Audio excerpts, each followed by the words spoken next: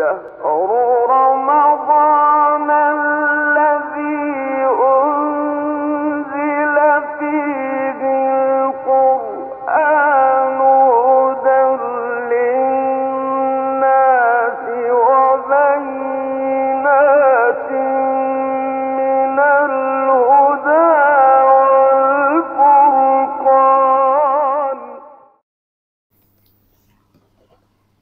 بسم الله الرحمن الرحيم. الحمد لله رب العالمين والعاقبة للمتقين والصلاة والسلام على سيد الأنبياء والمرسلين سيدنا وإمامنا ونبينا محمد وعلى آله وأصحابه ومन वालाइहि अजमईन अम्मा बाद। आज अल्हम्दुलिल्लाह हमारा 25वां पारा है। रब्बि यस्सिर वला तुअस्सिर वतम्मिम बिल खैर, रब्बि यस्सिर वला तुअस्सिर वतम्मिम बिल खैर, रब्बि ज़िदनी इल्मा, रब्बि ज़िदनी इल्मा, रब्बना।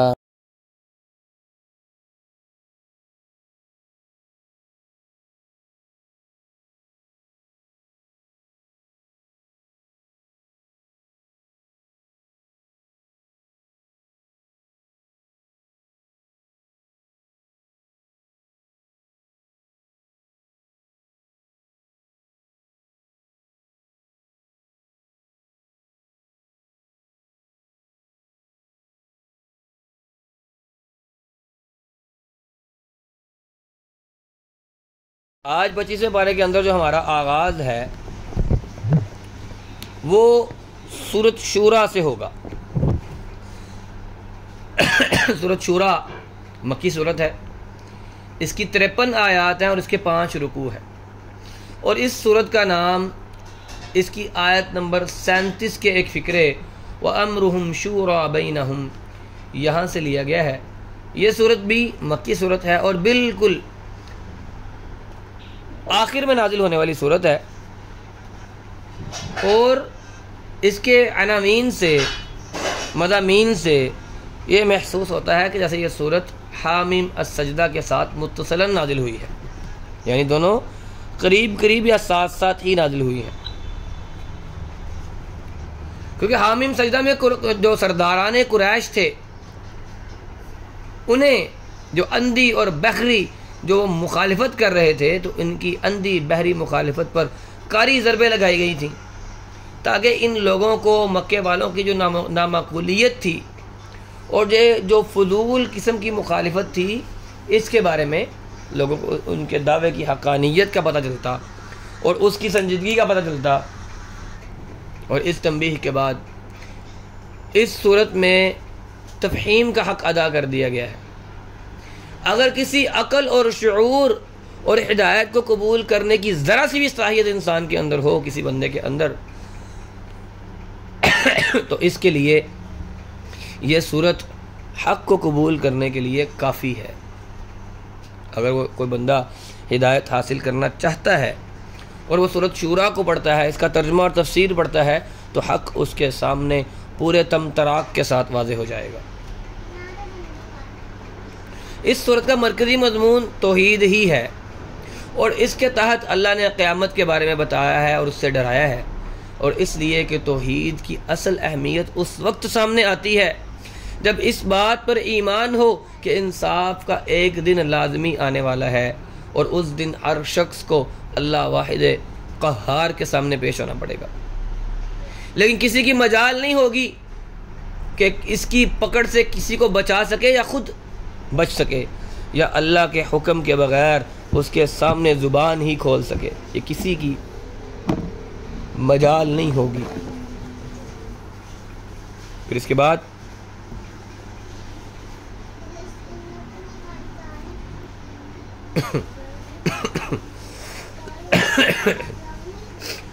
दावत का आगाज़ इस तरह से किया गया है कि जो नबी करीम मुहम्मद रसूलुल्लाह सल्लल्लाहु अलैहि वसल्लम आपको दावत दे रहे हैं, ये कोई अचंभे की बात नहीं है, कोई नई बात नहीं है। तमाम अम्बिया अलैहिमुस्सलाम की दावत यही थी। हाँ, निराली बात यह ज़रूर है कि खालिक अर्ज़ व समावात को माबूद मानने की बजाय तुम लोगों ने अल्लाह की मखलूक को उसका शरीक बनाया हुआ है, और तुम लोग इसकी खुदाई में रहते हुए, अल्लाह की सल्तनत में रहते हुए तुम किसी और को खुदा मानते हो। ये ऐसा अजीम जुर्म है कि ज़मीन शक हो जानी चाहिए, आसमान को फट पड़ना चाहिए। ये तो सिर्फ अल्लाह की रहीमी है कि सारा निज़ाम चल रहा है और अल्लाह तुम्हें तुम्हारे गुनाहों के और शिर्क के बावजूद तुम्हें रिज़्क़ दे रहा है। और नबूवत पर जिस शख्स को फायज किया जाता है, इसका यह मतलब नहीं होता कि उसको लोगों की किस्मतों का मालिक बना दिया जाता है। इसका काम होता है गफलत में पड़े हुए लोगों को हिला हिला के बेदार करना, ना मानने वालों को डराना और मुजरिम को सज़ा देना। यह नबी का काम नहीं होता। अल्लाह ताला का मनसब है किसी को सज़ा और जज़ा देना, और नबी तो इंसानियत की खैर ख्वाही के लिए आते हैं। और ये तुम्हें ख़बरदार कर रहा है, इनकार की राह अपनाने वाले ये कामयाबी से कभी हमकिनार नहीं होंगे। ये तुम्हें ख़बरदार कर रहा है, बाद आ जाओ। फिर इस हकीकत की तरफ तवज्जो दिलाई गई है कि सारे इंसान पैदाइशी तौर पर एक जैसे नहीं हैं, और इस मजाले इख्तिलाफ से हक़ कबूल करने वालों की नेक फितरती सामने आती है। जो अल्लाह रब्बुल इज़्ज़त को अपना वली बनाता है, अल्लाह उसका वली बन जाता है। और इस सूरत के अंदर दीन की हकीकी वजाहत की गई है कि यही दीन इस्लाम तमाम अम्बिया का दीन रहा है। ये खुदगर्ज़ लोग इसकी मुखालफत करते रहे हैं, करते रहेंगे, लेकिन तारीख़ गवाह है कि जिसने इस्लाम की और अम्बिया के लाए गए दीन की मुखालफत की है वो ज़लील व ख्वार हुआ है। और इन हक़ाइक़ को बयान करते हुए अल्लाह रब्बुल इज़्ज़त ने दरमियान में मुनकरीन की इखलाकी कमज़ोरियों पर भी गिरफ्त की है। जब हिदायत इनके सामने इनका मुंह तोड़ने और इनका मुंह मोड़ने का असल सबब थी हिदायत से, वो चीज़ें क्या थी? वो थी दुनिया परस्ती, इनकी मोहब्बत दुनिया के साथ और आखिरत के साथ मुकम्मल गफलत।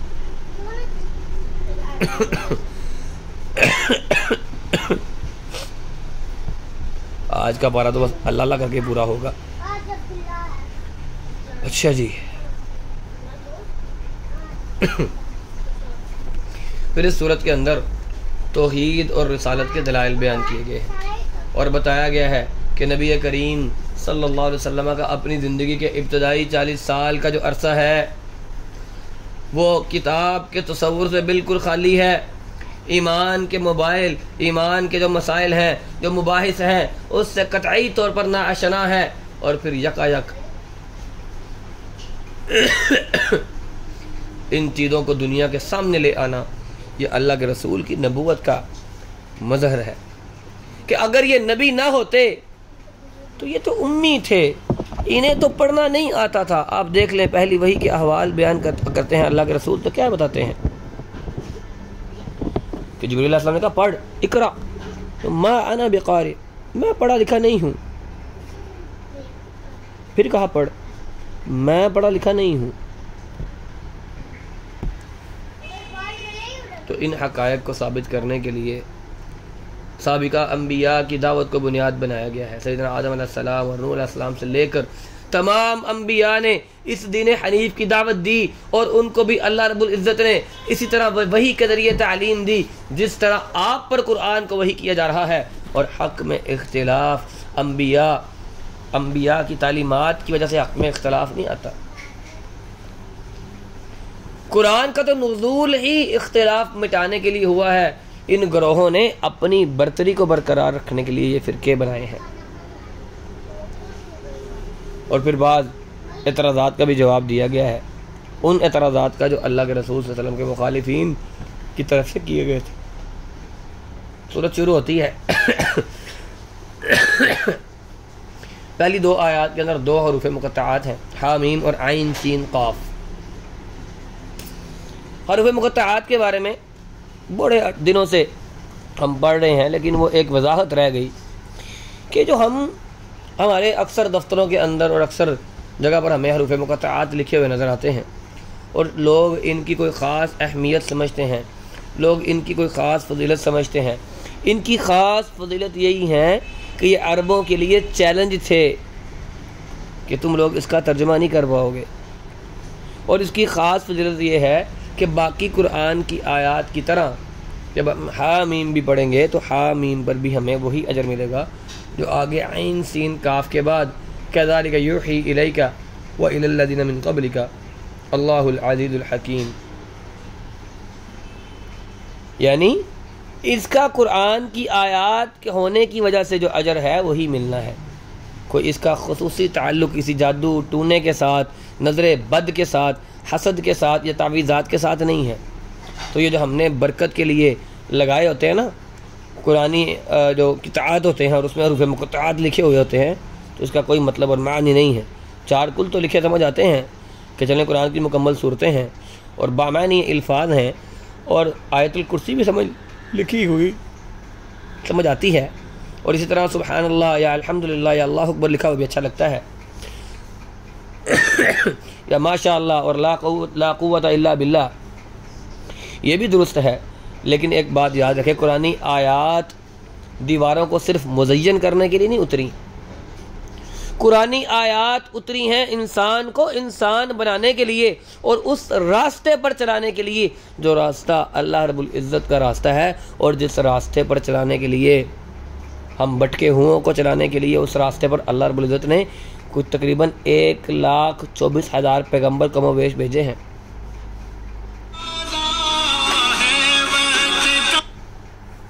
बहरहाल सूरत शुरू होती है हामीम आइन सीन क़ाफ कज़ालिका यूही इलैका व इलल्लज़ीना मिन क़ब्लिका अल्लाहुल अज़ीज़ुल हकीम लहू मा फ़िस समावाति व मा फ़िल अर्ज़ि व हुवल अलिय्युल अज़ीम तकादुस समावातु यतफ़त्तरन मिन फ़ौक़िहिन्ना वल मलाइकतु युसब्बिहूना बिहम्दि रब्बिहिम व यस्तग़फ़िरूना लिमन फ़िल अर्ज़ि अला इन्नल्लाहा हुवल गफ़ूरुर रहीम।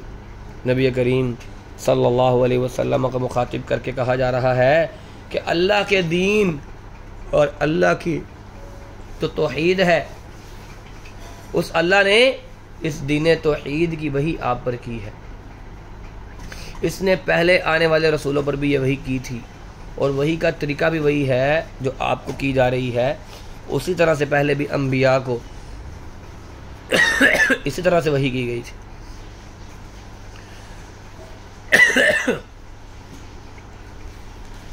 और अल्लाह रब्बुल इज़्ज़त की ज़ात बड़ी बुलंद है और बड़ी ही अजीम है और आसमान व ज़मीन में जो कुछ है वो सब कुछ उसी के कब्ज़ा कुदरत में है। कज़ालिका यूही इलैका व इलल्लज़ीना मिन क़ब्लिका, ए अल्लाह के रसूल, ये जो वही आप पर की जा रही है ये सिर्फ आपको ही नहीं की गई, आपसे पहले भी जो अंबिया गुजरे हैं इसी तरह से वही उनको भी की गई है। और आसमान व ज़मीन की सारी मखलूक में जो सारी मखलूक है वो अल्लाह रब्बुल इज़्ज़त की तस्बीह बयान करने में लगी हुई है। और ये कुरान जो अरबी के अंदर उतारा जा रहा है इसके ज़रिए अहले मक्का और इसके इतराफ़ के लोगों को महशर से डराइए और इन्हें हिदायत की तरफ दावत दीजिए, क्योंकि हिदायत उन्हीं को मिलेगी जो इसके अहल होंगे। और हतमी फ़ैसला क़यामत के दिन हो जाएगा, फ़रीक़ुन फ़िल जन्नति व फ़रीक़ुन फ़िस सईर, मानने वाले अल्लाह की जन्नतों में दाखिल हो जाएंगे और ना मानने वाले वो अल्लाह की दोज़ख के मेहमान बन जाएंगे। फिर आगे आयत नंबर 11 से लेकर 20 तक कि वो अल्लाह रब्बुल इज़्ज़त वो ज़मीन व आसमान का खालिक है और उसने तुम्हारे लिए तुम्हारी जिन्स से जोड़े बनाए हैं और चौपाए बनाए हैं और उनके अंदर चौपायों के अंदर भी अल्लाह ने उनके हम जिन्स जोड़े बनाए हैं। इसी तरह से वो तुम्हारी नस्लें फैलाता है और कायनात की कोई चीज़ ऐसी नहीं है जो सुनने और देखने वाला अल्लाह ना हो। कायनात की हर चीज़ को अल्लाह रब्बुल इज़्ज़त सुनने वाला है, देखने वाला है। और ज़मीन पर मौजूद ख़जानों की कुंजियाँ वो अल्लाह रब्बुल इज़्ज़त के पास है। वो जिसका चाहे रिज़्क़ कुशादा कर दे, जिसे चाहे बराबर का रिज़्क़ दे और यकीनन वो हर चीज़ को जानता है। और अल्लाह रब्बुल इज़्ज़त ने आपके लिए दीन का वही तरीका मुकर्रर किया है जिसका हुक्म उसने नूह अलैहिस्सलाम को दिया था और हमने आपकी तरफ वही की है उसी ताकीदी हुक्म के साथ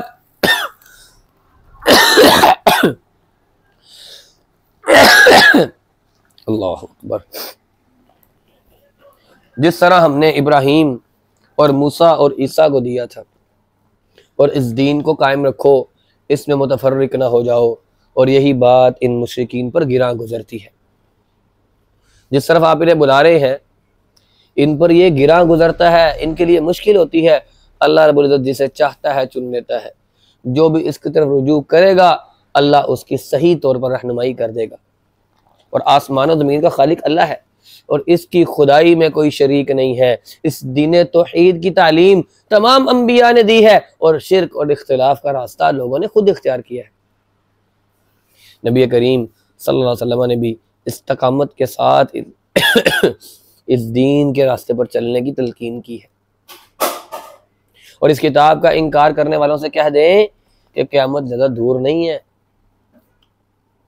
अल्लाह ने इस किताब को हक़ के साथ नाजिल किया है, और अल्लाह ने मैदान तराजू नाजिल फरमाई है, और तुम्हें पता नहीं है फैसले की घड़ी बड़ी करीब आ लगी है, और इसकी जल्दी इनको है जो इसे नहीं मानते, तो इस पर यकीन रखते हैं, वो तो डरते हैं, और इन्हें इसे इसके हक पर होने का मुकम्मल तौर पर यकीन है और इल्म है। और याद रखो, जो लोग क़यामत के मामले में झगड़े करते हैं, वो गुमराही में बहुत दूर निकल आए हैं। और अल्लाह की दी गई मोहलत से फ़ायदा उठाएं, अपनी आखिरत को संवारे। ये तो जाहिर बात है कि जो हम यहाँ पर बोएंगे वही हम काटेंगे, और ऐसे लोगों के लिए अल्लाह की यही सुन्नत है। उसके बाद आयत नंबर 21 से लेकर 26 तक, अल्लाह ताला तो अपने बंदों पर बड़ा ही लतीफ़ है, बड़ा ही करम करने वाला है। और इस राज़िक और इस रहीम को छोड़कर अगर इन मुशरिकों ने कुछ शुरका ईजाद कर लिए हैं, तो इनका वो मजहब, वो मसलक खुद साख्ता है, और शुरका इनके किसी काम आने वाले नहीं हैं।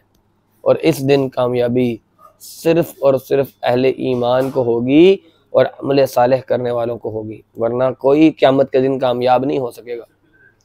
और तुम देखोगे कि ये जालिम लोग अपने इंजाम से उस वक्त डर रहे होंगे उस क़यामत के दिन जब वो इंजाम वाक़े होकर रहेगा। और जो लोग ईमान लाए हैं, और जो लोग, जिन लोगों ने नेक और सालेह अमाल किए, और जन्नत के गुलिस्तानों में वो लोग होंगे, और जो चाहेंगे अपने रब के यहाँ से पाएंगे। और यही इनाम बहुत बड़ा इनाम है। और नबी करीम सल्लल्लाहु अलैहि वसल्लम से कहा जा रहा है कि आप वाज़े कर दें, तुम्हारी हिदायत के लिए मुझे इतनी फ़िक्रमंदी इसलिए नहीं है कि मैं किसी सिले का ख्वाह हूँ, बल्कि मैं तो तुमसे कुछ मांगता भी नहीं हूँ। ये तो महज इसलिए है कि हक़ के कराबतदारी है। मुझे तुम्हारे लिए बेचैन रखता है कि मेरे भाई बहन हो और तुम जहन्नुम में चले जाओगे। फिर इसके बाद आयत नंबर 27 से लेकर 36 तक, अगर मुनकरीन अपनी जो दुनियावी जिम्मेदारियां हैं, जो अपनी दुनियावी बरतरी है, उसको समझते हैं कि इस वजह से मेरे रिज़्क़ ज़्यादा मिलता है, तो रिज़्क़ की जो तकसीम है वो अल्लाह रब्बुल इज़्ज़त की हिकमत के मुताबिक होती है। ये जो अपने हक़ पर होने की दलील को ये बनाकर बैठे हैं कि हम क्योंकि ज़िंदा हैं, और ये बनाकर बैठे हैं कि जनाब हम हक़ पर हैं कि हमारे बर्तन ज़्यादा हैं, ऐसा नहीं है। इनको बता दीजिए कि आखिरत की नेमत के नेमतों के मुकाबले में इस दुनिया की बड़ी बड़ी दौलत, ये कोई इसकी हैसियत नहीं है। और अल्लाह ताला ने लोगों को शैतान के फितनों से बचाना चाहा, इसलिए अल्लाह ने दुनिया के तालिबों को भी अल्लाह उतना ही देता है जितना उसकी मसलहत का तकाज़ा होता है। ये दुनिया के चंद एक उमरा को देखकर, ये मिलियनर्स और बिलियनर्स को देखकर मखमसे का शिकार ना हो। जब आप इस काबिल होंगे तो अल्लाह रब्बुल इज़्ज़त आपको भी इनायत फरमा देगा। काबिल बने, अल्लाह रब्बुल इज़्ज़त आपको भी इनायत कर देगा। फिर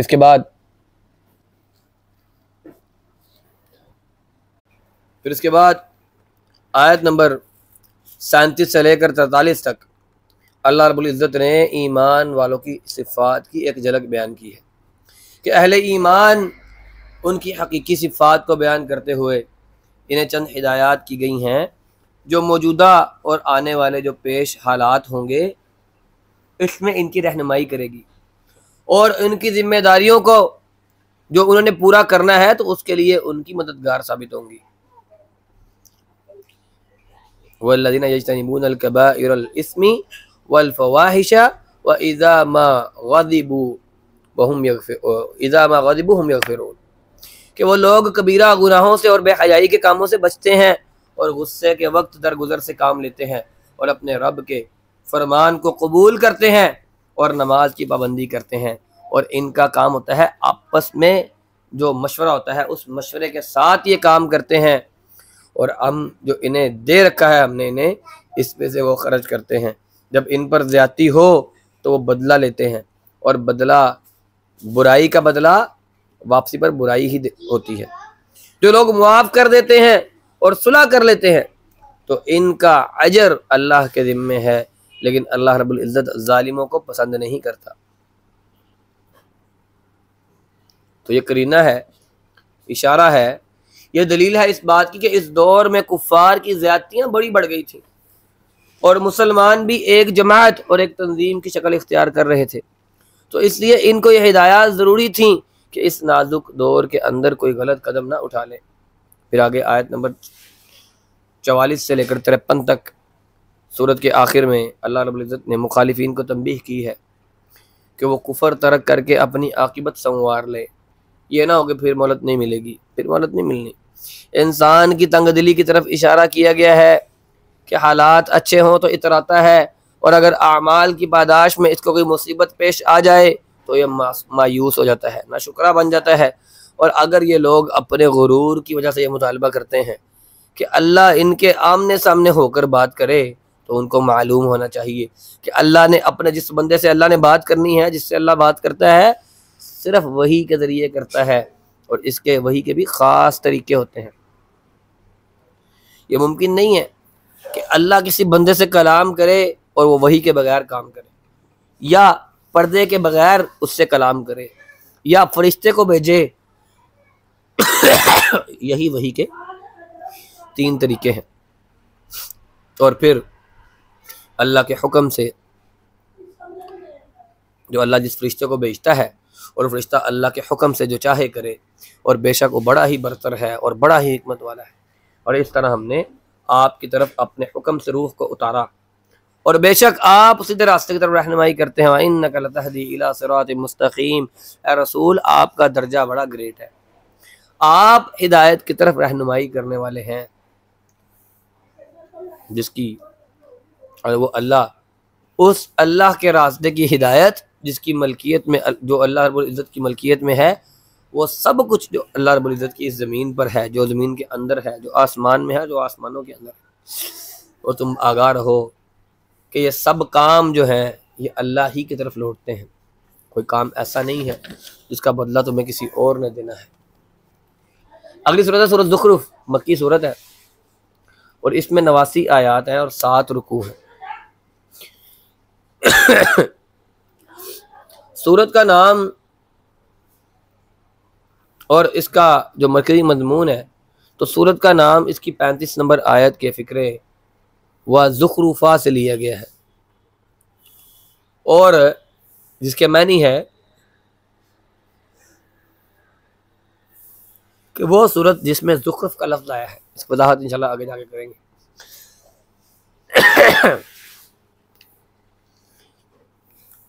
कुरान मजीद के अंदर अज़मत कुरान कई एक ख़ास पहलू पे यहाँ पर नुमाया की गई है और उस सूरत में इसके बाद दूसरे पहलू नुमाया किए गए हैं कि कुरान पर जो नफ्से वही है उसके पहलू से मुखालिफीन ने एतराज़ किए तो इनके जवाबात अल्लाह ने पिछली सूरत के अंदर दे दिए हैं। और जिस दीन और जिस तौहीद की दावत ये कुरान दे रहा है, इस सूरत में अंबिया अलैहिस्सलाम से जो लोग इनको जुटला रहे हैं वो अपने लिए इसी हलाकत का सामान कर रहे हैं जिससे उन्होंने रसूलों की तकज़ीब करने वाले और दूसरी कौमों के लोगों को रोका था। तो इस सूरत में कुरैश के जो जाहिलाना अकायद हैं, जो ओज़हान हैं, वो बयान किए गए हैं। ये कुरैश खुद मानते हैं कि ज़मीन व आसमान को अल्लाह ने पैदा किया है और इनके तमाम जो मज़ऊमा मअबूद हैं, इन मअबूदों का खालिक भी सिर्फ अल्लाह रब्बुल इज़्ज़त ही है, वो नेमतें देने वाला ही है।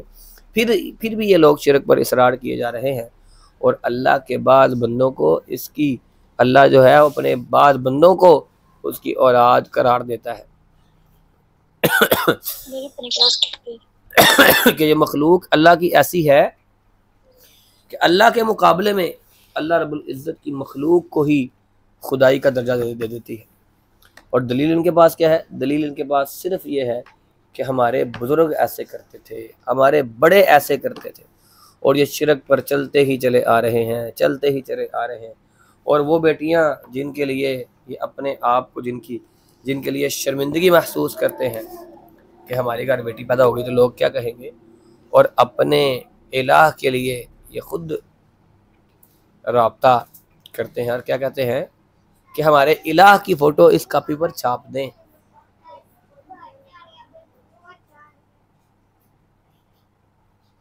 फिर इसके बाद सूरत का आगाज़ होता है, हामीम वल किताबिल मुबीन जअलनाहु इन्ना जअलनाहु कुरआनन अरबिय्यन लअल्लकुम ताक़िलून। आयत नंबर 1 से लेकर 8 तक ये कुरान की शक्ल में अल्लाह रब्बुल इज़्ज़त ने कौम अरब पर जो एहसान फरमाया है, इसके ज़रिए इन पर जो तमाम बल्कि अतमाम हुज्जत का जो सामान किया गया है वो इनके हवाले कर दिया है। और इस बात की याद दहानी करवाई गई है कि अगर उन्होंने भी अपने रसूलों की तकज़ीब की, अगर उन्होंने भी अपने रसूलों को झुटलाया तो इनका इंजाम भी पहली कौम जैसा होगा। फिर आयत नंबर 9 से लेकर 15 तक मुखालिफीन जो एतराज़ करते हैं कि आसमान और ज़मीन का खालिक तो खुदा है, खुदाए अज़ीज़ व हलीम है, तो अहले इल्म इसके बावजूद लोग अब अल्लाह के बंदे अपनी जो करीबी मसाजिद हैं उनमें क्यों नहीं जाते, हालांकि इस कायनात में कुदरत और रबूबियत और हिकमत के जो आसार हैं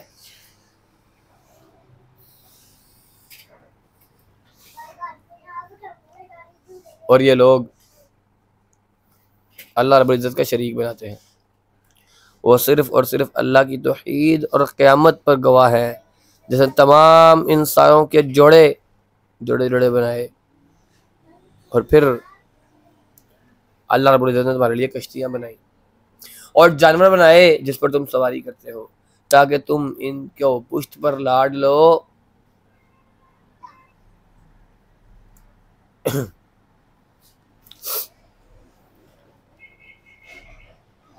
फिर उसके बाद अल्लाह रब्बुल इज़्ज़त ने कश्तियाँ बनाई, जानवर बनाए कि तुम इन पर सवार हो और तुम इनकी पुश्त पर जम कर सवारी करो और फिर अपने रब की नेमतों को याद करो। और जब इसने ठीक ठाक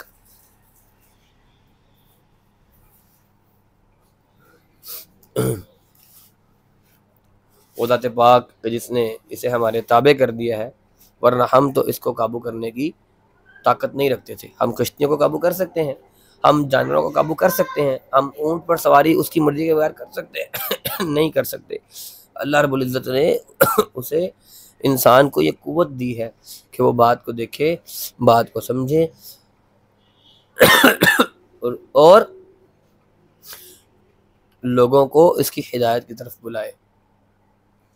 फिर आगे दुआ सफ़र के बारे में बात की गई है नंबर 13 के अंदर। ये जो दुआ है सुब्हानल्लज़ी सख़्ख़र लना हाज़ा व मा कुन्ना लहू मुक़रिनीन व इन्ना इला रब्बिना लमुनक़लिबून। तो इसके बारे में दुआ बताई गई है जो हम सबको ज़बानी याद करनी चाहिए। और फिर उसके बाद आयत नंबर 16 से लेकर 25 तक क्या मलाइका औरतें भी हैं, तो मलाइका की उलूहियत के तसव्वुर से बिल्कुल इब्तल जो है ना वो इब्ताल किया गया है, बातिल किया गया है। ये मुशरिक अपने लिए तो बेटे बनाते हैं और अपनी बेटी के लिए बेटे।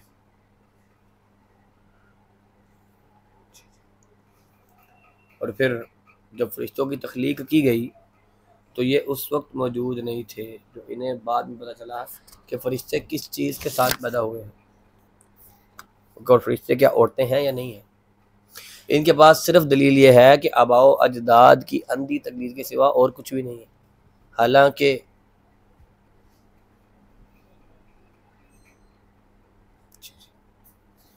फिर इनका इंजाम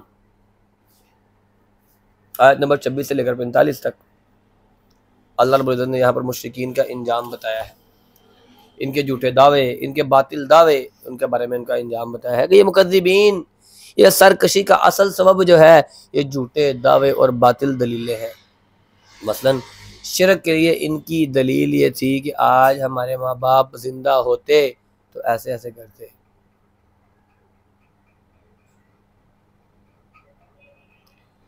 फिर अल्लाह रब्बुल इज़्ज़त ने आगे सैयदना इब्राहीम अलैहिस्सलाम के बारे में वाक़या बयान किया है कि अगर सैयदना इब्राहीम के बारे में इनका ख्याल ये है कि तारीख़ तो गवाह है और इस बात की शाहिद है कि इब्राहीम अलैहिस्सलाम ने हर किस्म के शिरक से बेदारी का ऐलान कर दिया था, इन्ननी बराउम मिम्मा तअबुदून, मैं हर लिहाज से बरी हूँ तुम जिसकी इबादत करते हो। और इसी तरह से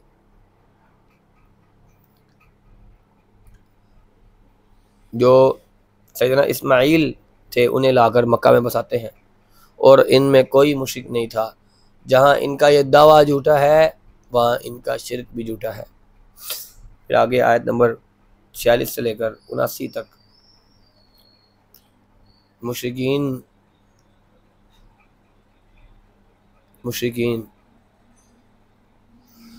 ये मुशरिकीन मक्का अहले किताब ये इन्हीं खुशफहमी में मुब्तला थे कि इनका तरीका भी आबाई है, ख्वाह वो शिरक में ही मुब्तला है।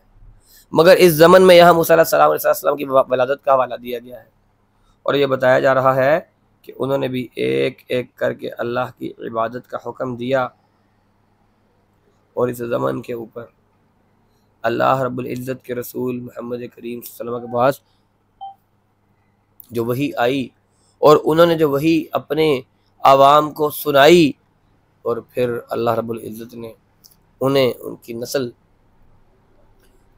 नस्ल की हिदायत के लिए अल्लाह रब्बुल इज़्ज़त ने उनके लिए मोहम्मद करीम सल्लल्लाहु अलैहि वसल्लम उनके अंदर पैदा कर दिए।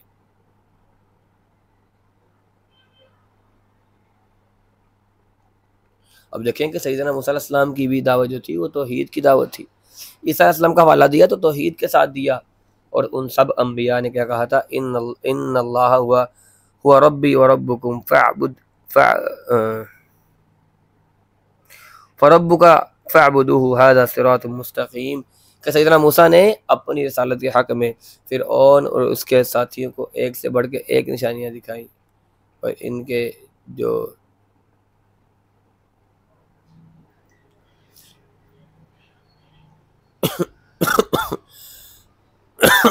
इसलिए अल्लाह रब्बुल इज़्ज़त ने आयत नंबर 46 से लेकर 79 तक ईसा अलैहिस्सलाम और मूसा अलैहिस्सलाम की दावत का हवाला देते हुए ये बताया है कि उन्होंने भी एक अल्लाह वहदहु ला शरीक की इबादत का हुक्म दिया था।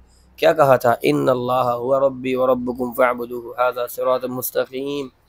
कि सैयदना मूसा ने अपनी रिसालत के हक़ में फ़िरऔन और उसके साथियों को एक से बढ़ के एक निशानियाँ दिखाईं, लेकिन वो किसी निशानी को अकल के तौर पर मानने के लिए तैयार नहीं थे और इनकी तकज़ीब का सबब क्या था, वो था गुरूर, वो था तकब्बुर।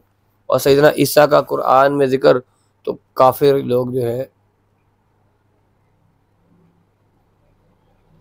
इसके बाद अल्लाह रब्बुल इज़्ज़त ने मूसा अलैहिस्सलाम का और ईसा अलैहिस्सलाम का जो ज़िक्र खैर कुरान के अंदर आया है, जब ये काफिरों ने सुना तो कहने लगे इनसे बेहतर तो हमारे माबूद हैं।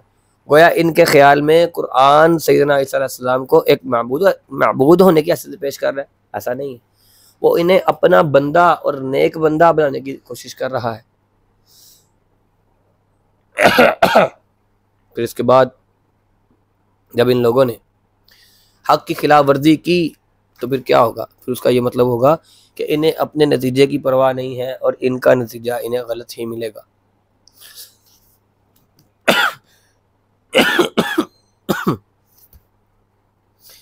और फिर उसके बाद आयत नंबर 61 में सैयदना ईसा अलैहिस्सलाम को क़यामत की निशानी करार दिया गया है कि बेशक ईसा अलैहिस्सलाम क़यामत की एक निशानी है, अलामत है कि सैयदना ईसा की आमद, इससे मुराद सानी है, सानी मुराद है, दूसरी बार आमद, जो क़यामत के दिन दोस्तियां सिर्फ ईमान की बुनियाद पर होंगी। नेक लोगों के जो होंगे इंजाम वो काबिल रश्क होंगे और इनकी दोस्ती और ताल्लुक़ ना सिर्फ इस दुनिया में बरकरार रहेगा बल्कि आखिरत में भी बरकरार रहेगा, जबकि तमाम के बाकी जो लोग हैं, तमाम मोहब्बतें, तमाम रिश्ते, ये सब के सब अदावतों में, दुश्मनियों के अंदर बदल जाएंगे। और इस दिन सब के सब तमाम दोस्त एक दूसरे के दुश्मन बन जाएंगे सवाए मुत्तक़ियों के। फिर आगे जो झूठे हैं, झुटलाने वाले हैं, मुकज़्ज़िबीन हैं, उनका इंजाम बद कभी इनसे हल्का न लिया जाए और वो बिल्कुल मायूस पड़े रहें। और आखिर में अल्लाह के रसूल सल्लल्लाहु अलैहि वसल्लम को यह हिदायत की गई है कि इन ज़िद्दी लोगों के आप मुँह न लगें, इनको सख्त किस्म का अज़ाब दिया जाएगा और फ़रिश्तों की शिफ़ाअत का ज़ुअम इन्हें बिल्कुल नहीं होना चाहिए, जो कुछ फ़ायदा नहीं दे सकेगा। और इसी तरह से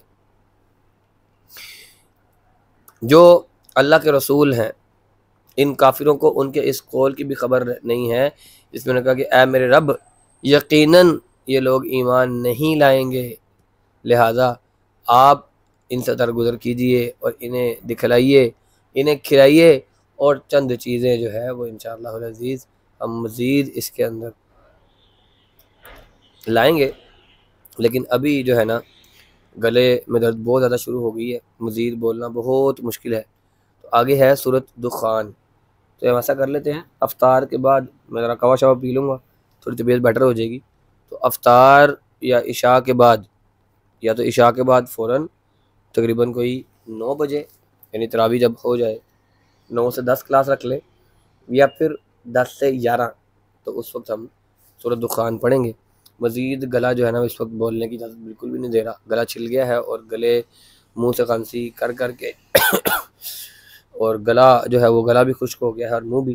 तो इंशाल्लाह हम इसको मज़ीद जो है वो हम लेंगे क्लास इशा के बाद, तो 9 और 10 के दरमियान लेंगे इंशाल्लाह, क्लास में आपको मिल जाएगा। अस्सलामु अलैकुम वरहमतुल्लाहि वबरकातुहू। किसी का कोई सवाल?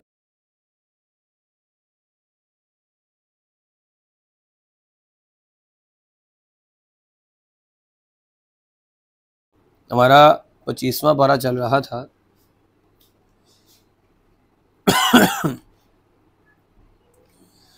और 25वें पारे के अंदर हम सूरत ज़ुखरुफ तक पढ़ चुके हैं। आगे हम सूरत अद-दुखान पढ़ेंगे।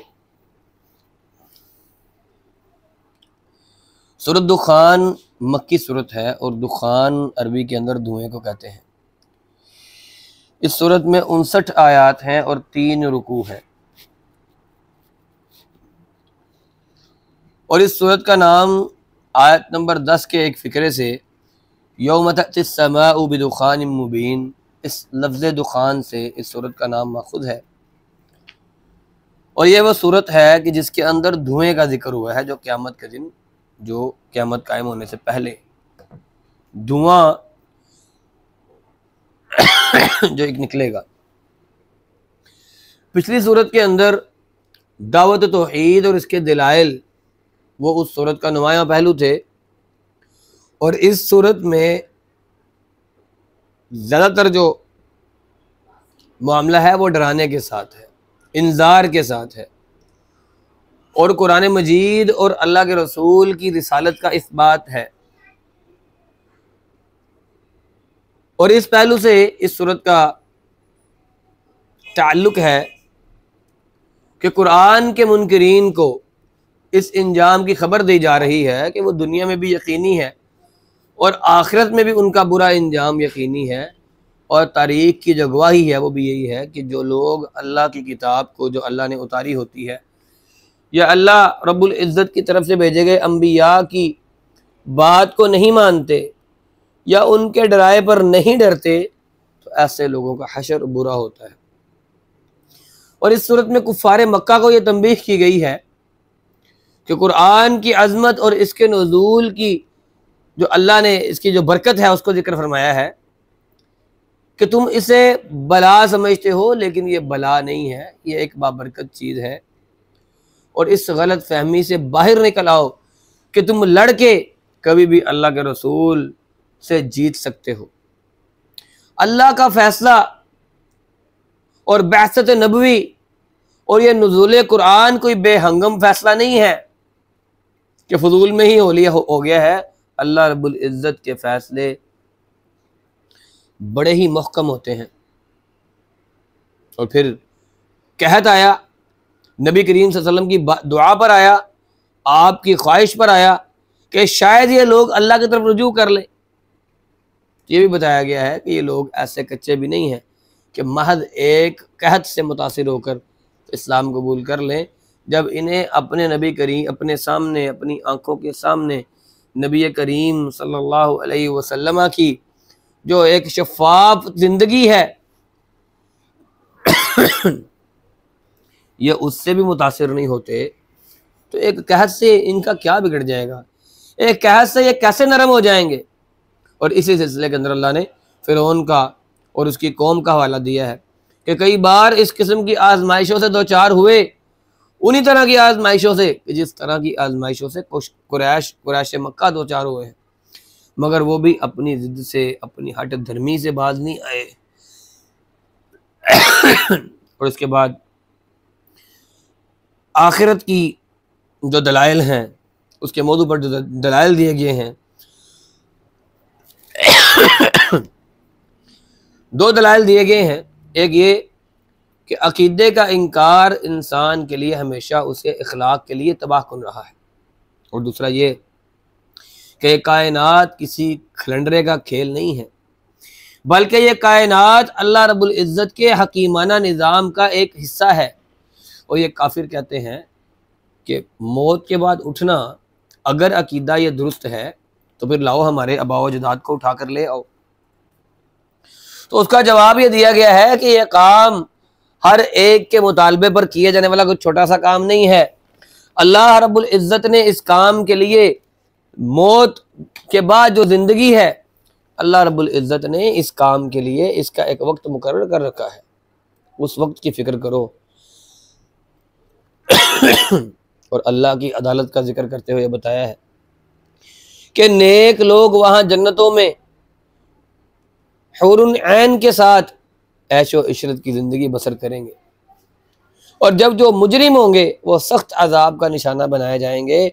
और अब भी अगर तुम समझना नहीं चाहते तो फिर अजाब के इंतज़ार में रहना चाहते हो तो रहो, जितना चाहो अजाब का इंतज़ार करते रहो।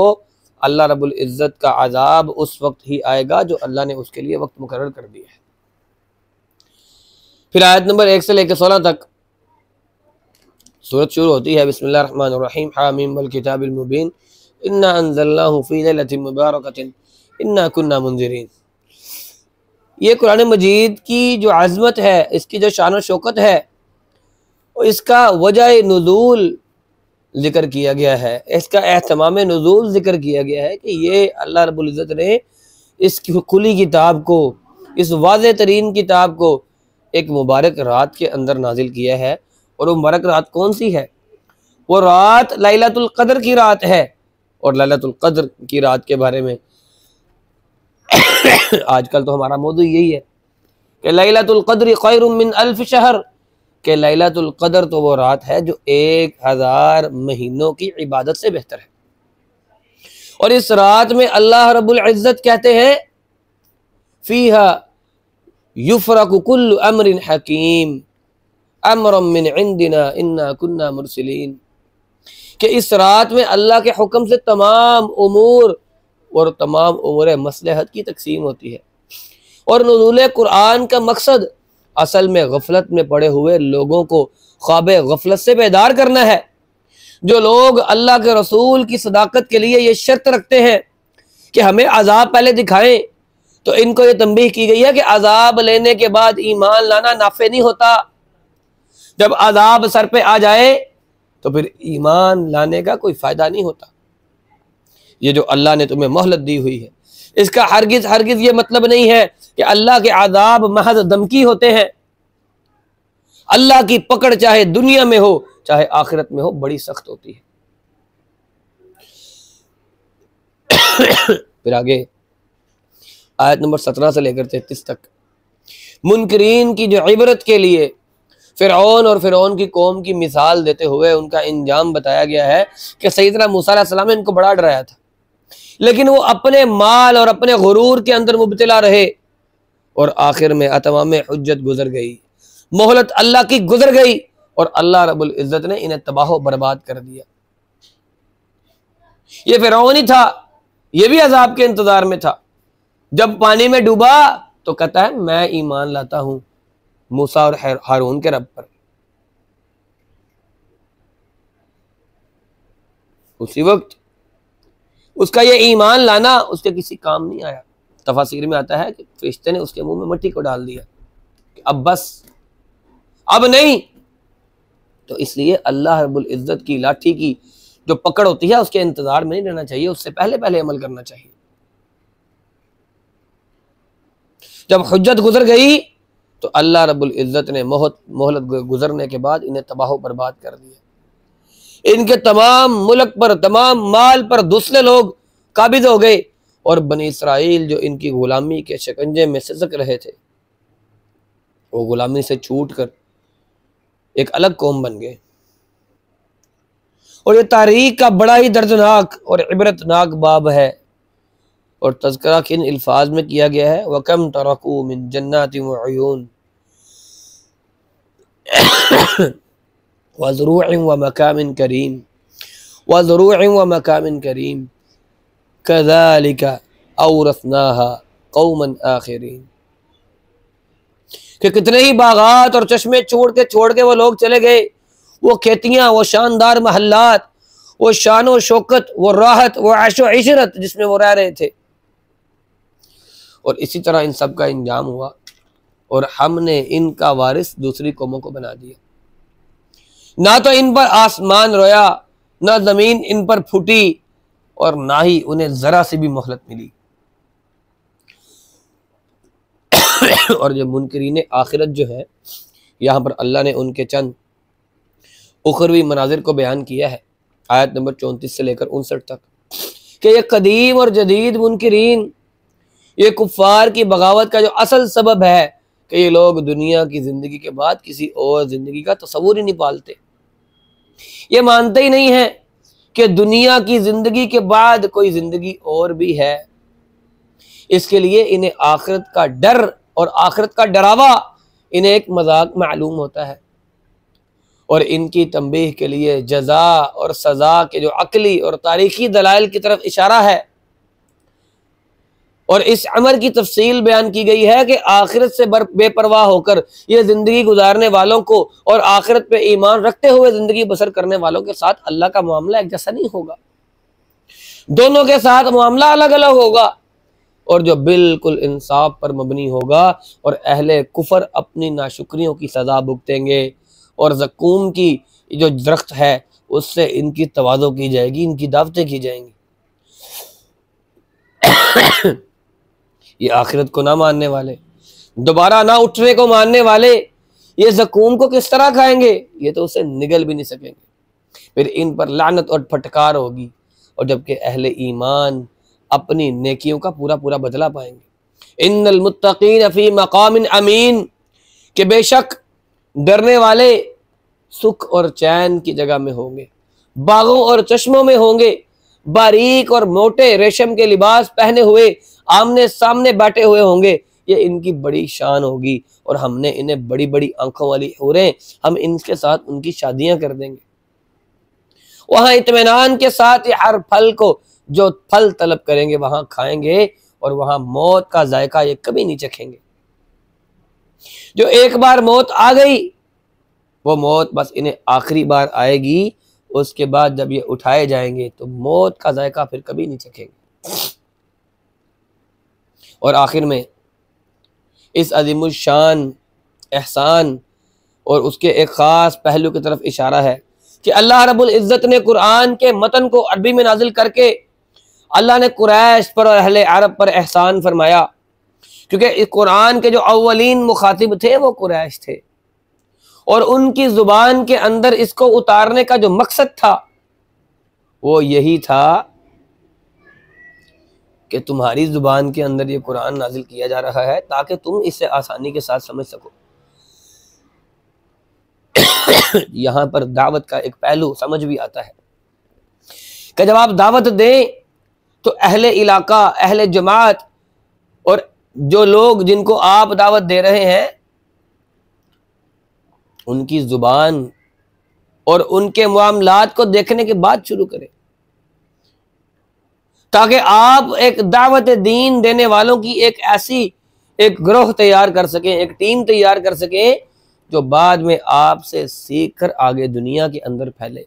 और यही अल्लाह रब्बुल इज़्ज़त की सुन्नत है। अल्लाह रब्बुल इज़्ज़त ने तमाम किताबें और तमाम अंबिया हर एक कौम में से उन्हीं की ज़ुबान में और उन्हीं में से किसी को नबी बनाया। अगर वो नबी बाहर से आता, वो किताब किसी और ज़ुबान में उतरी होती, तो वो लोग उसके मानते ही ना, समझते ही ना कि यह हिदायतनामा हमारे लिए उतरा है।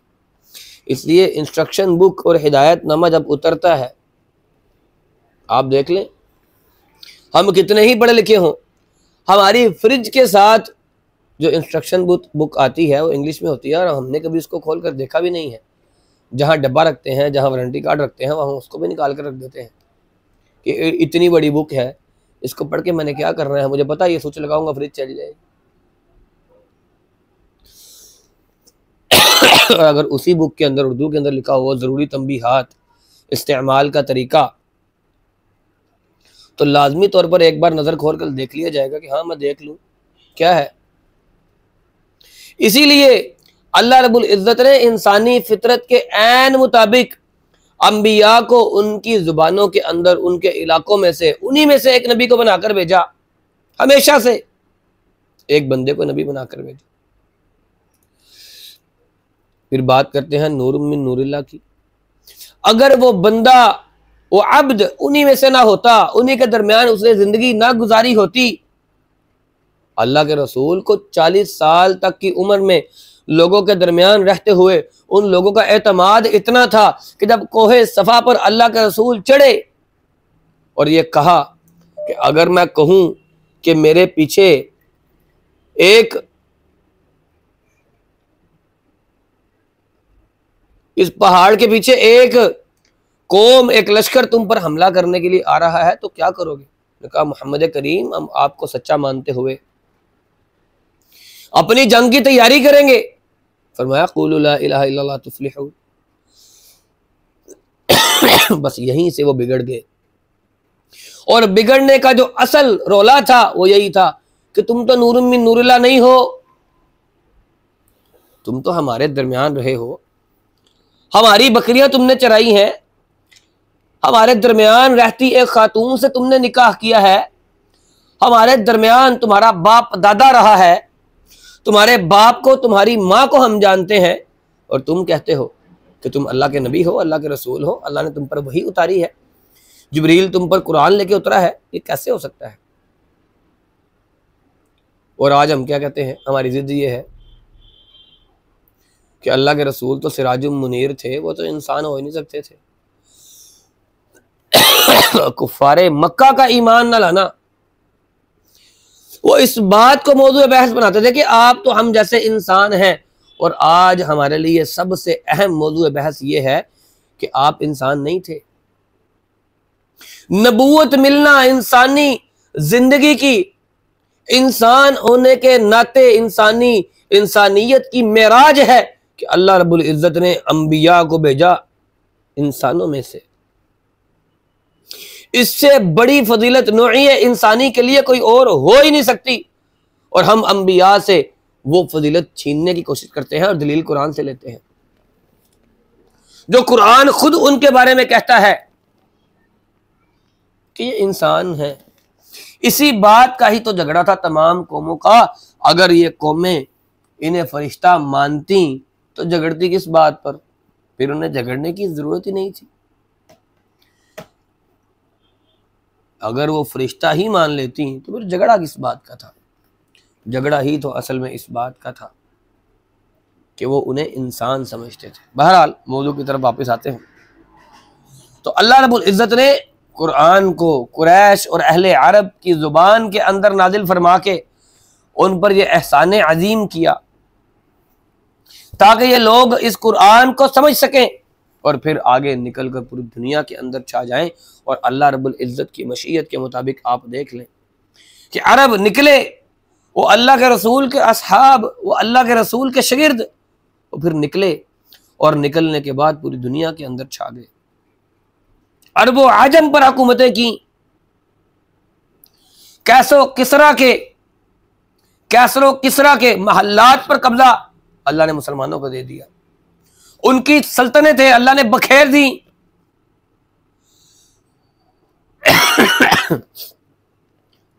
फिर अल्लाह रब्बुल इज़्ज़त ने कुरान की अजमत को बयान किया है और इसी कुरान की अजमत पर इस सूरत का आगाज़ हुआ और इसी कुरान की अजमत पर इस सूरत का इख्तिताम हुआ।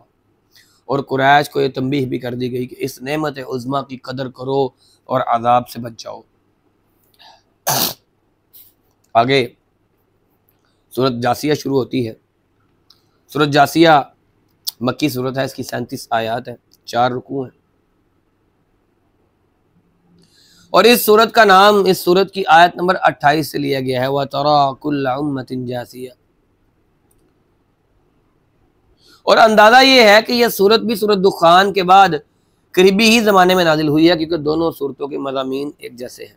उसमें भी डराया गया है, दुखान के अंदर भी, इसमें भी डराया गया है और तंबीहात की गई है।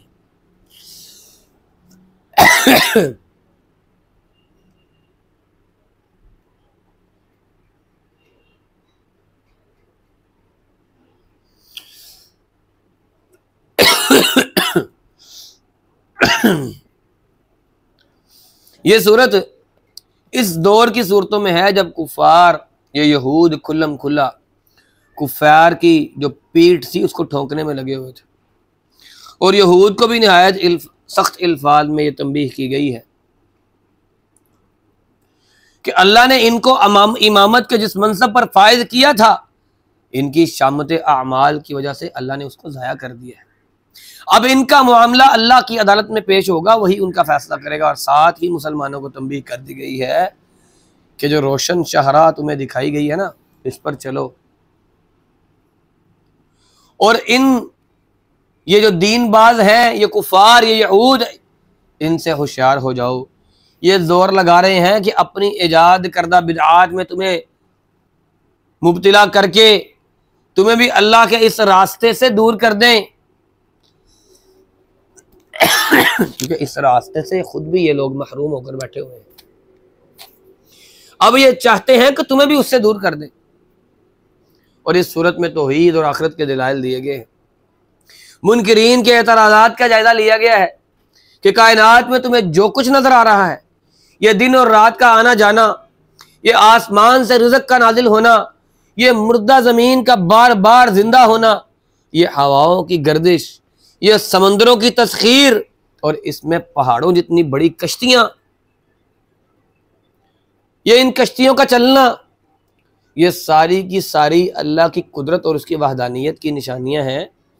मगर इनको समझता वही है जिसके दिमाग में अकल और दिल के अंदर अल्लाह का डर हो। और इस सूरत के अंदर कुरैश को यह वाज़ेह तरीन धमकी दी गई है। यह बताया गया है कि तौहीद और क़यामत के दलाइल में आसमान और ज़मीन का हर गोशा तो मामूर है। तो मत ख्याल करो कि तौहीद की तालीम कोई नई तालीम है जो तुम्हें समझ नहीं आ रही। कायनात का जर्रा जरा तौहीद की तालीम देता है। और अल्लाह ने अपनी किताब के अंदर इसकी तफासील बयान की है। लेकिन अगर ये दलीलें तुम्हारी समझ में नहीं आ रही तो दुनिया की कोई चीज फिर तुम्हारी समझ में नहीं आ सकती। अब ये तुम्हारा मामला अल्लाह के हवाले है और वही तुम्हारा फैसला करेगा। और मुसलमानों को साफ अल्फाज में फतह और गलबा की बशारत दी गई है कि कुछ दिन सब्र कर लो, हालात का मुकाबला कर लो, अल्लाह रब्बुल इज़्ज़त तुम्हारे सब्र और इस्तिकामत का तुम्हें बेहतरीन सिला देगा। और अहले किताब की खिंचाई की गई है कि मोहम्मद करीम ये वही कुछ पेश कर रहे हैं जो सैयदना मूसा ने पेश किया था, और आज तुम इसको मानने के लिए तैयार नहीं हो। उसी तरह से जिस तरह मोहम्मद करीम सल्लल्लाहु अलैहि वसल्लम की तालीमात को और मूसा अलैहिस्सलाम की तालीमात को फ़िरौन और उसकी कौम मानने के लिए तैयार नहीं थी। फिर सूरत का आगाज होता है आयत नंबर 1 से लेकर 6 तक। हामीम तंज़ीलुल किताबि मिनल्लाहिल अज़ीज़िल हकीम इन्न फ़िस समावाति वल अर्दि लआयातिल लिल मुमिनीन व फ़ी ख़ल्क़िकुम व मा यबुस्सु मिन दाब्बतिन आयातिल लिक़ौमिन युक़िनून। कि ये किताब ये अल्लाह रब्बुल इज़्ज़त की तरफ से, वो खुदाए अज़ीम व हकीम की तरफ से बड़े ही एहतमाम के साथ नाजिल की गई है, और जिस तौहीद की तुम्हें दावत दी जा रही है, जिस अज़ाब से तुम्हें डराया जा रहा है, इसके दलाइल ज़मीन व आसमान के अंदर हर जगह पर मौजूद है।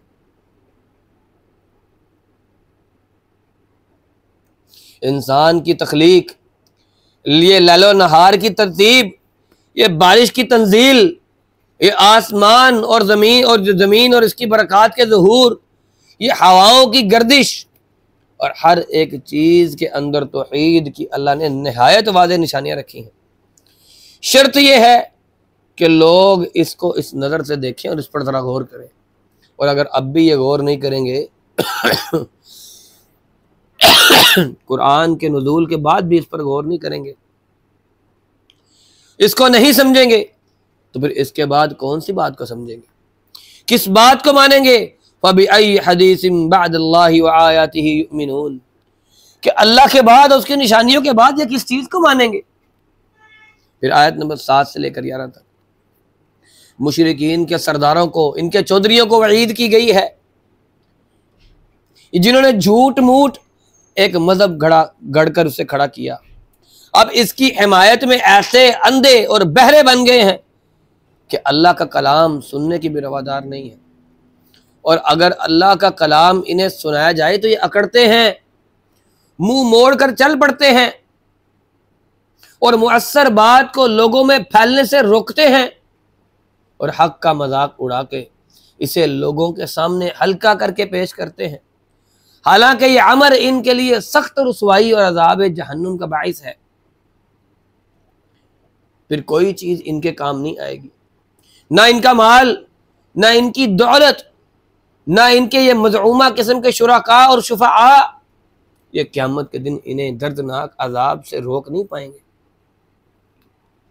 फिर आयत नंबर 12 से लेकर 15 तक नए उसलूब से तौहीद के बाद दलाइल और मुशरिकीन की जो बेहुदा गोइयां हैं, उसका जवाब में मुसलमानों को सब्र और इस्तिकामत की तलकीन की गई है कि हक को कबूल करने का नुकसान, ना करने का नुकसान इन्हीं को ही होगा, और वो अल्लाह है, उसने तुम्हारे लिए समुद्र को ताबे कर दिया है, उसके हुक्म से इसके अंदर कश्तियां चलेंगी, और तुम अल्लाह का फजल तलाश करो, तुम अल्लाह का शुक्र बजा लाओ।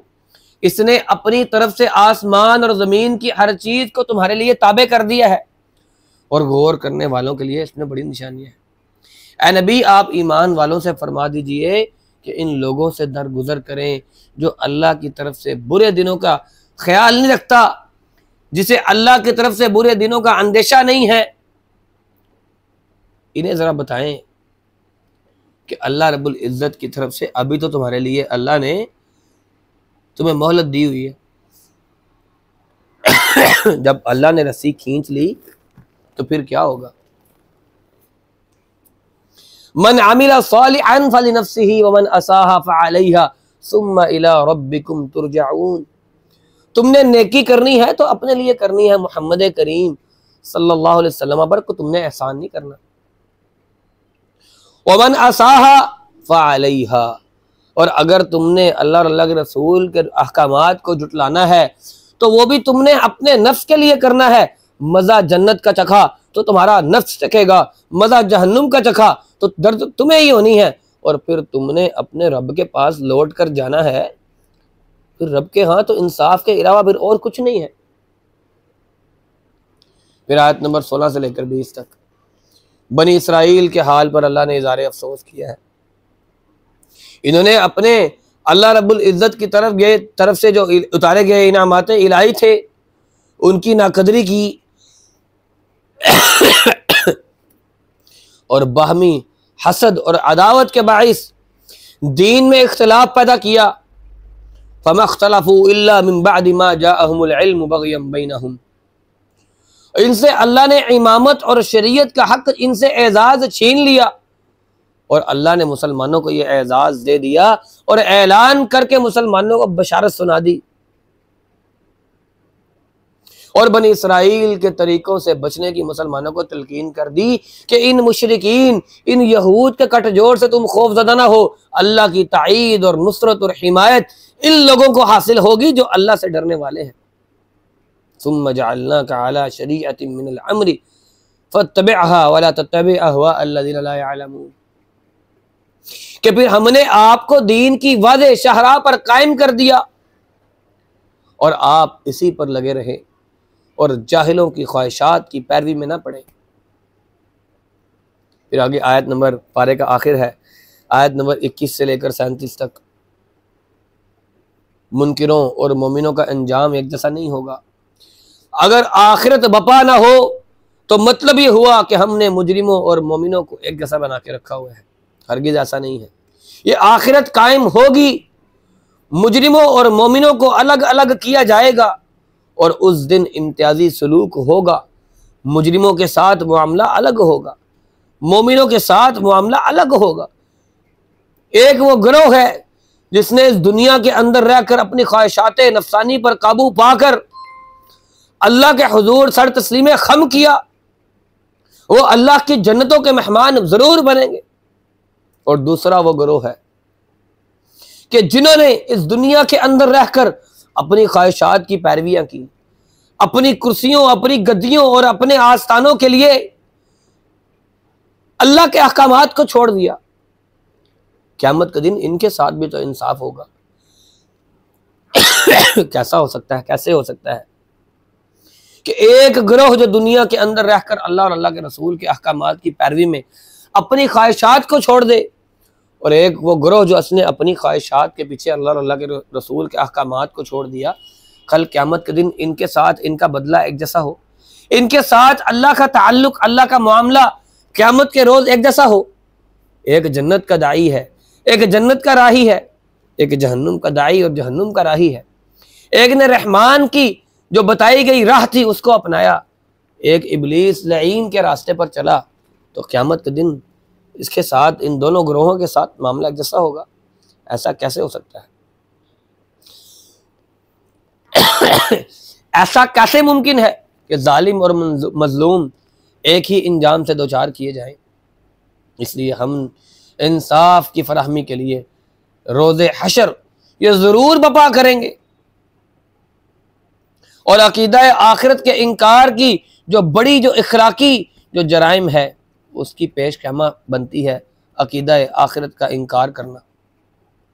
क्योंकि अकीदा आखिरत उसको मानने के बाद जो शख्स, जिसको पता है मैंने अल्लाह के सामने जाकर खड़ा होना है, वो अपने नफ्स पर काबू रखेगा। और वही लोग जो अपने नफ्स के पीछे चलने वाले हैं, जब महशर में पेश किए जाएंगे तो इन्हें अपनी गलती का एहसास हो जाएगा और फिर वहां गलती का एहसास होना उनके किसी काम नहीं आएगा।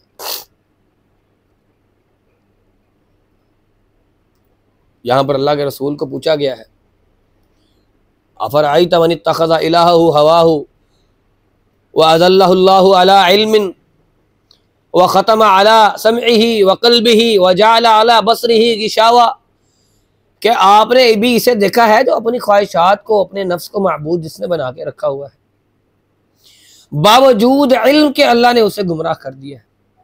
इसके कानों पर और दिलों पर अल्लाह ने मोहर लगा दी है, इसकी आंखों पर पर्दा है। अब ऐसे शख्स को अल्लाह के बाद कौन है जो इसको हिदायत दे दे? और अब भी तुम नसीहत नहीं पकड़ते, तुम्हें अब भी होश नहीं आती। और मुकज़्ज़िबीन के साथ जो हशर होगा उसकी एक झलक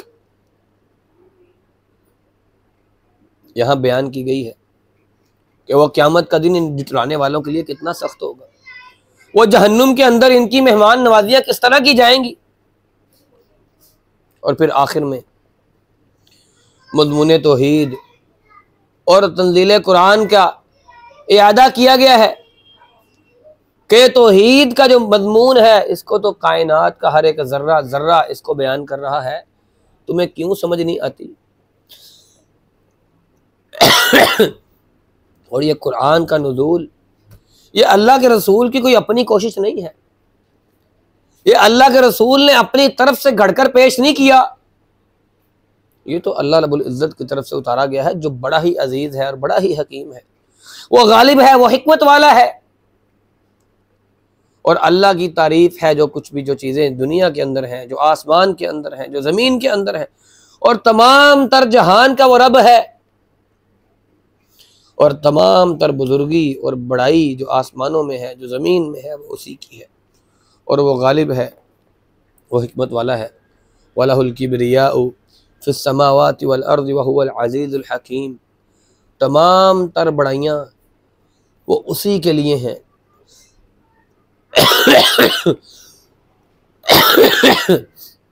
और वो बड़ी ही हिकमत वाला है, वो गालिब है अपने हुक्म पर।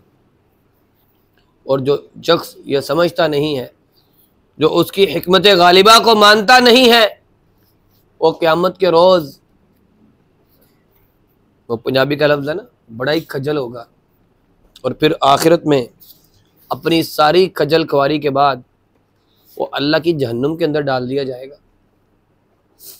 और इससे बड़ी सज़ा और क्या हो सकती है कि इंसान इस दुनिया के अंदर अमल करने के बावजूद, इस दुनिया के अंदर अल्लाह के इस आसमान के नीचे रह के, अल्लाह की इस बिछाई गई ज़मीन के ऊपर रह के, अल्लाह के पैदा करदा रिज़्क़ से खा के, अल्लाह के तरीक़े कुदरत के ज़रिए पैदा होकर इंसान इस दुनिया के अंदर उसकी निशानियों को देखने के बावजूद ना माने और फिर क़यामत का इंतज़ार करे, अल्लाह के अज़ाब का इंतज़ार करे, इससे बड़ी ज़लालत और क्या होगी कि कल क़यामत का दिन होगा और अल्लाह रब्बुल इज़्ज़त के सामने वो पेश होके बाएं हाथ में नामा आमाल को लेकर अल्लाह की जहन्नुम के अंदर चला जाएगा। और अल्लाह नहीं चाहता उसकी मखलूक जहन्नुम के अंदर जाए। और इसी वजह से अल्लाह रब्बुल इज़्ज़त ने 1,24,000 पैगंबर कमोबेश इस दुनिया के अंदर भेजे कि ये मेरे बंदे हैं, इन्हें शैतान ने सीधी राह से भटका दिया है, क्योंकि उस लईन ने कसम खाई थी अल्लाह के चेहरे की कि मैं इन्हें भटकाऊंगा। वो अपनी कसमें पूरी कर रहा है। और ये मेरी मखलूक जिन्हें मैंने ये कसम खिलवा के इस दुनिया के अंदर भेजा था कि तुम दुनिया के अंदर जाकर अमल करना और मेरे रास्ते से टलना ना, ये अपने वादों को भूल गई हैं। इन्हें नहीं याद कि अलस्तु बिरब्बिकुम, और हमने कहा बला या रब्बी, इनसे पूछा गया था कि क्या मैं तुम्हारा रब नहीं हूं। ये मानकर यहां आए हैं और अब इन्हें इसकी होश नहीं आती। मेरे रसूलो जाओ और इन्हें बताओ, इन्हें समझाओ, ताकि ये जो गुमराह हो गए हैं इन्हें इस बात की होश आ जाए कि हमने अल्लाह के सामने कोई कसम भी खाई है, लेकिन अब इन्हें ये बात ज़हन नशीन नहीं है। और उधर शैतान है जिसके बारे में अल्लाह ने कुरान के अंदर बारहा कहा कि तुम्हारा खुला दुश्मन है, इसने तुम्हें सीधी राह से हटाने की कसम खाई है, टल जाओ इसके रास्ते से, बच जाओ इसके वार से, लेकिन हम मानने को तैयार नहीं है। अल्लाह रब्बुल इज़्ज़त से दुआ है कि अल्लाह रब्बुल इज़्ज़त हमें सही मानों के अंदर इस कुरान हकीम को समझने की तौफीक अता फरमाए। व आखिरु दावाना अनिल हम्दुलिल्लाहि रब्बिल आलमीन। वस्सलामु अलैकुम व रहमतुल्लाहि व बरकातुहू।